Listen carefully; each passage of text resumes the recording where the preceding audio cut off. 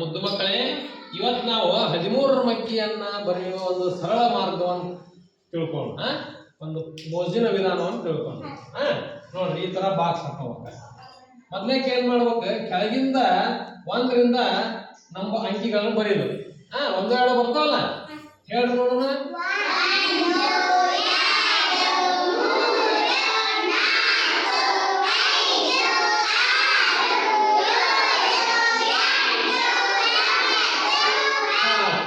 ಹತ್ತಕ್ಕೆ 0 ಅಷ್ಟ ಬರುತ್ತೆ.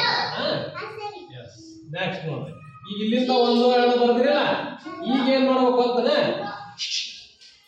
1 2 ಇಲ್ಲಿಂದ ಸ್ಟಾರ್ಟ್ ಮಾಡ್ಬೇಕು.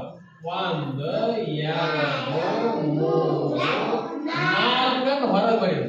ಹೊರಗೆ 5 6 7 8 9 10 11 12 13.